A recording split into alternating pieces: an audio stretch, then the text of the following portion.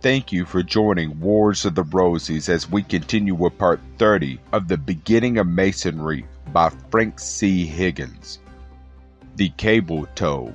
Numerous monuments of antiquity attest the long-established usage of leading captives before their conquerors or judges by means of cords attached to various parts of the body. This was a mark of degradation for the victim and contributed to the exaltation of the victor. Assyrian, Babylonian, Egyptian, and other sculptures of great age exhibit long defiles of prisoners led in triumph by cords about their necks or even passed through their nostrils, while ancient Mexican monuments show that the tongues of prisoners were frequently slit to receive a cord by which they were held before the monarch. The Serpent Wand of Hermes. In medieval paintings of the Stations of the Cross, which represent the various episodes in the final scene of the Gospels, particular stress seems to be laid upon the cord by which Jesus is led to execution. And a curious but persistent difference is often found in connection with his 3 falls on the way to Calvary. He starts from the audience hall of the Roman governor Pilate, led by a cord passed around his neck. Then this cord seemingly wanders to his arm or wrist, and in the final scenes it is invariably round his waist. This may or may not be significant, but it is always so portrayed. Our minds, however, are led from the purely utilitarian employment of cords for the purpose of preventing escape to their ceremonial significance when the victim was not a prisoner whom it was sought to degrade, but an animal or a captive to be sacrificed as a popular offering to the gods, in which case the cord might be silk and was often intertwined with a garland of flowers. The assumption of the cord as girders, halters, and other emblems of voluntary submission was always expected of citizens surrendering the keys of their conquered city and practiced by members of religious orders in token of humility and subjection to the heads of their confraternities. This latter custom is common among the Buddhists of Asia as among the Roman monks of the Western world. Ch. 8.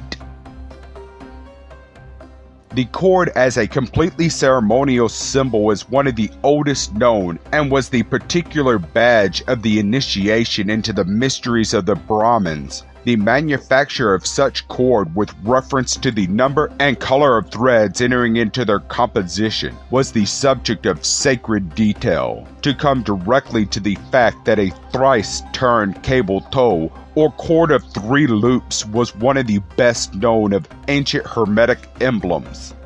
In the Egyptian hieroglyphic system, it was the equivalent to the Hebrew letter Het or Cha, having a numerical value of 8 and the initial of the Egyptian sacred name, commonly known from its Greek rendition as Horus. Every such name, however, was composed of Kabbalistic elements known to the priest alone.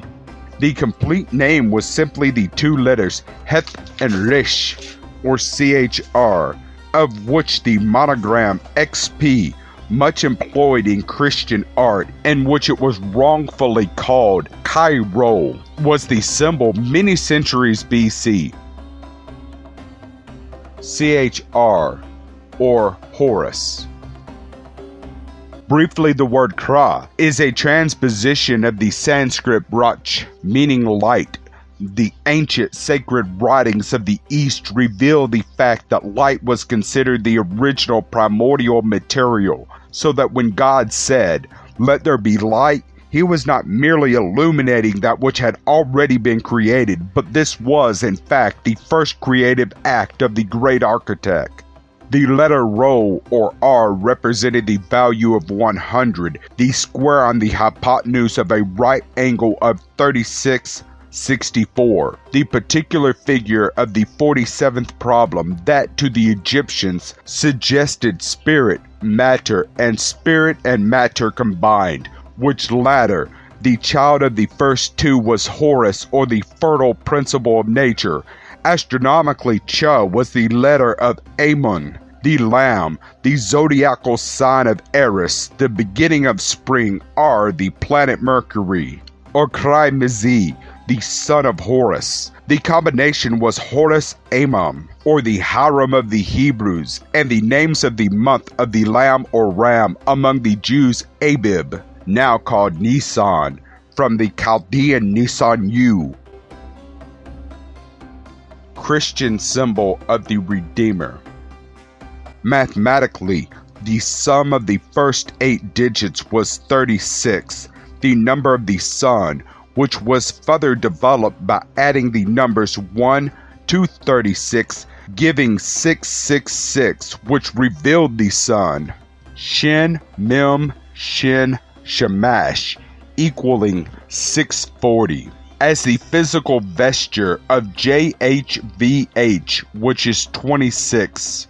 The Egyptians, circumscribing the oblong of 3x4 with a perfect circle, found the latter divided into segments of 72, 106, 72, 108 degrees. Such saucer-shaped segments were among their most sacred symbols and represented the word Neb, or Lord, equivalent to the Phoenician ball, the triple-looped character Cha, passing through the lozenge-shaped R. Vesica Pisces represented the perpetual reincarnation of life by the passage through the womb of nature. Ancient Hindu astrology had placed the extreme limit of human life at 108 years, so that twice 108 or 216 was the philosophical number of rebirth or reincarnation. This number was produced by grouping the first 8 digits in this manner.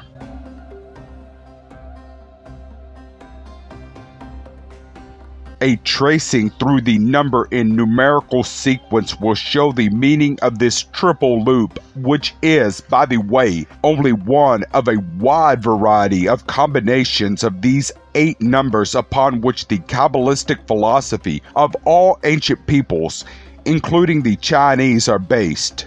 It will be noted that all such numbers are multiples of 9 or 3 times 3, the significance of which cannot escape notice. The 2 serpents intertwined round the caduceus or wand of Hermes represent this figure, as the 3 petaled almond flowers of Aaron's rod on the shekels of Israel allude to the same philosophy, which is the unchanging basis of all Freemasonry and its symbolism. Therefore, if we are to find any significance in the cable tow derived from the thrice-looped cord of Hermes, it is the bond uniting spirit to matter, or soul to body, by which our divine part is held captive by our mortal constituents until the golden bowl is broken and the silken cord is loosened.